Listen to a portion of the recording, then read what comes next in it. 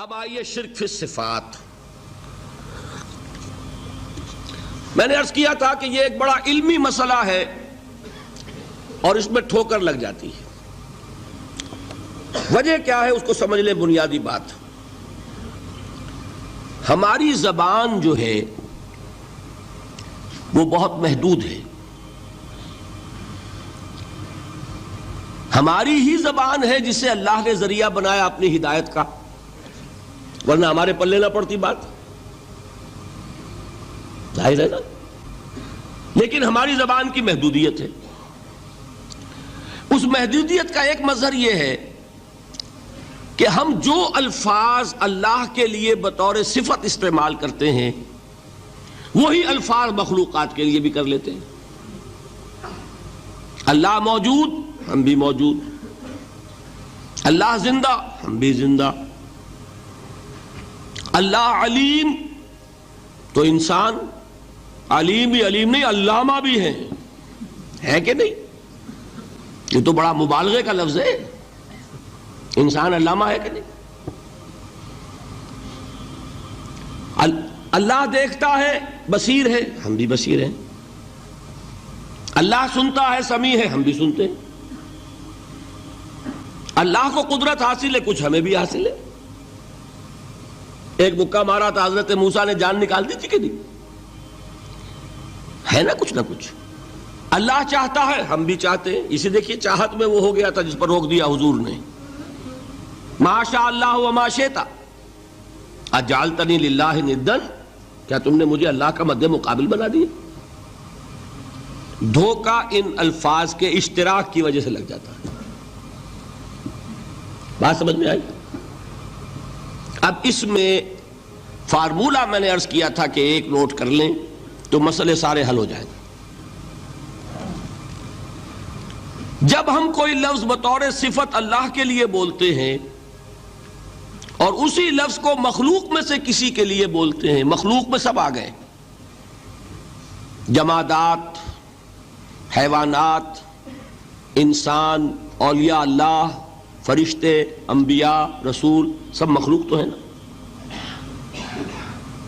تو کل مخلوقات کو جب ہم ایک لفظ بطور صفت استعمال کریں گے اللہ کے لیے اور اسی لفظ کو استعمال کریں گے بندوں کے لیے، تو ان میں تین فرق ہیں جو ذہن میں رہنے چاہیے۔ گن کر یاد کیجئے۔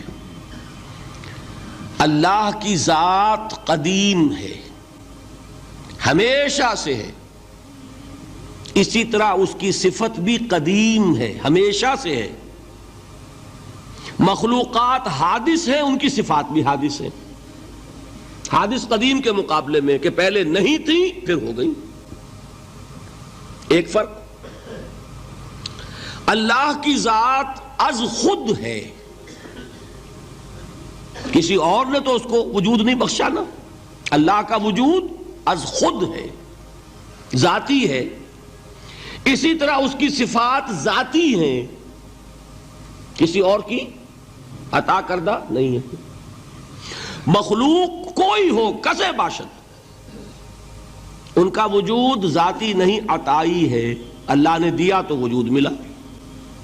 اسی طرح ان کی صفات عطائی ہیں، ذاتی نہیں۔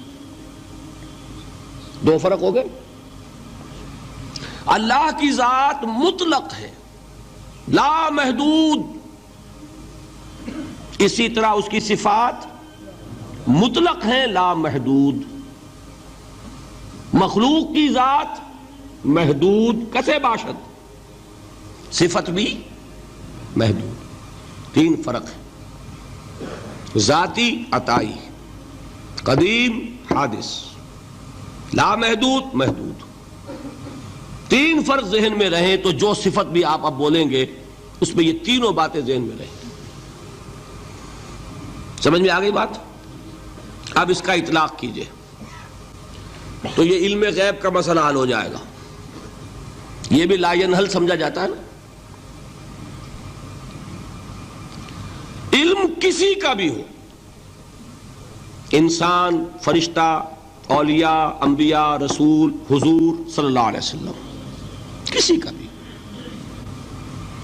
حادث ہے، قدیم نہیں ہے۔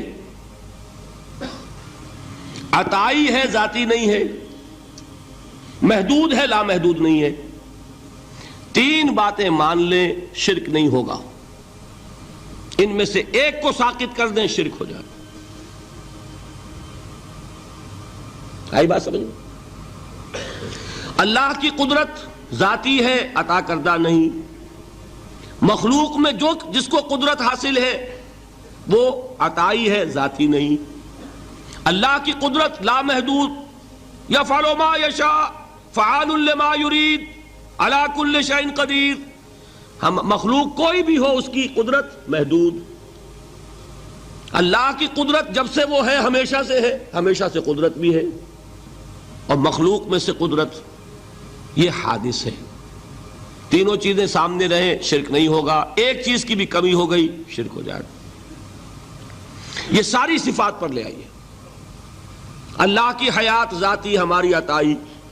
لائی حیات آئے، قضا لے چلی چلے، اپنے بس میں نہ آنا تھا نہ جانا ہے. زندگی اس کی عطا کردہ ہے، جب چاہے لے لے. اللہ کی حیات بھی ایسی ہے کیا؟ ذاتی الحی. ہماری حیات محدود، ویسے بھی محدود. موت آئے گی، شاید ختم ہو جائے. چلیے موت ختم نہیں کرتی، ہم سمجھتے ہیں کہ وہ ہماری ابدی ہے. محدود اس معنی میں تو ہے کھانے کو نہ ملے تو کمزوری، ذرا کام کیا تو تکان، نیند بھی آ رہی ہے، اونگ بھی آ رہی ہے. اور اس کی حیات الحی القیوم لا تاخذہ سنۃ ولا نوم. حیات ذاتی ہے، لامحدود ہے اور قدیم ہے. یہاں حیات عطائی ہے اور حادث ہے اور محدود ہے. ساری صفات اس کو ذہن میں رکھ لیجئے. تو اب دو مسئلے میں یہاں حل کر دوں. جو لوگ کہتے ہیں حضور کو علم غیب نہیں تھا، اور جو کہتے ہیں تھا، بدقسمتی سے دونوں نے ڈیفینیشن علیحدہ کر لی. جو ڈیفینیشن نفی کرنے والوں نے کی ہے اس کی وجہ سے، اس کے اعتبار سے واقعتاً نہیں تھا. انہوں نے ڈیفینیشن یہ کی ہے، تعریف یہ کی ہے، وہ علم جو خود حاصل ہو جائے. اللہ کا عطا کردہ علم جو ہے وہ کہتے ہیں وہ غیب نہیں ہے.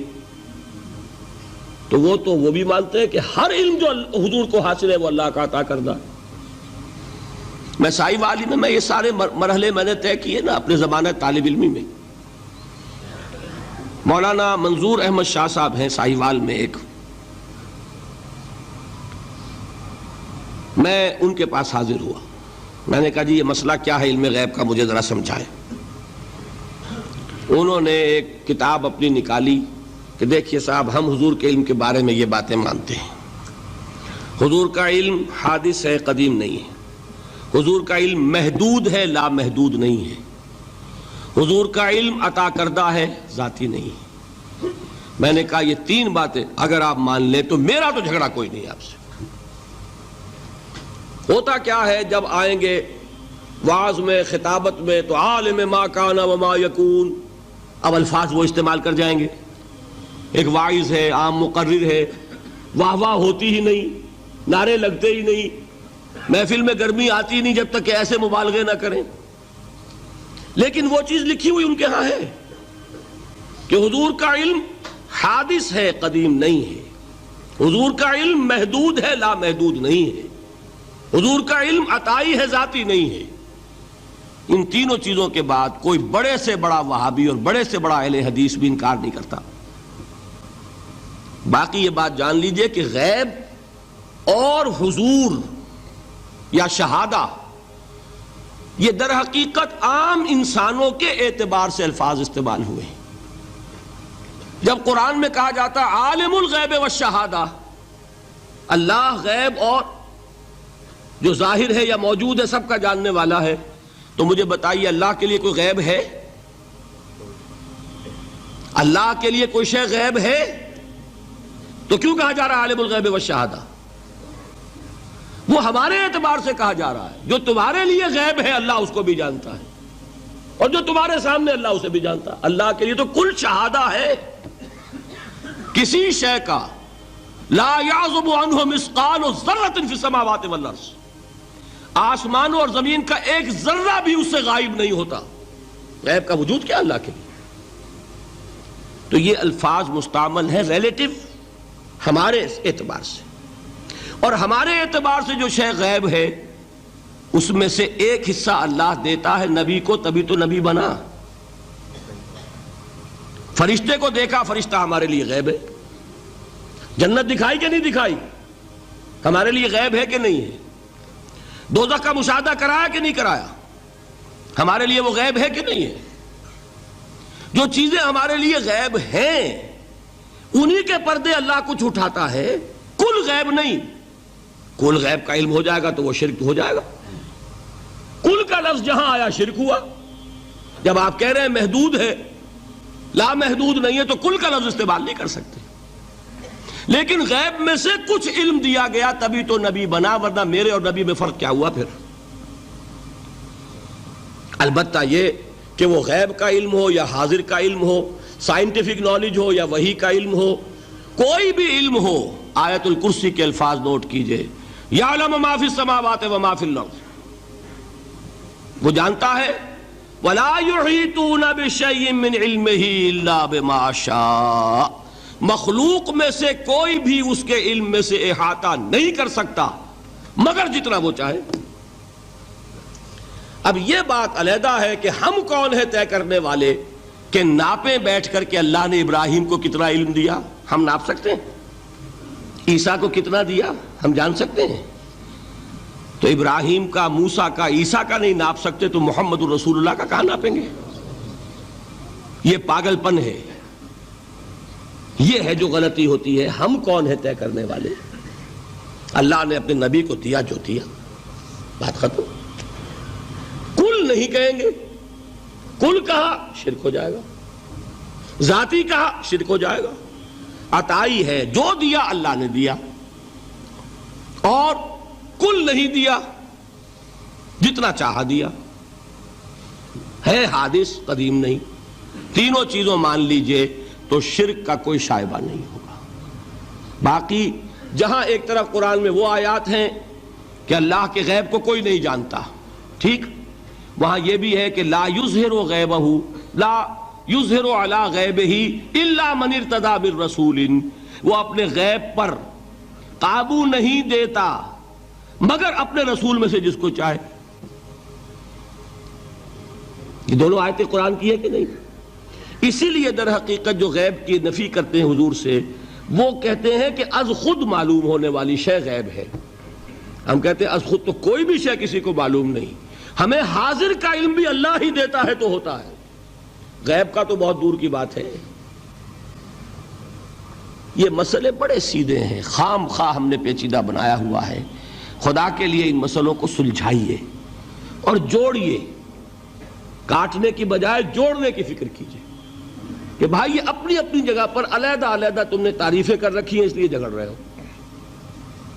ورنہ دونوں باتیں صحیح ہیں.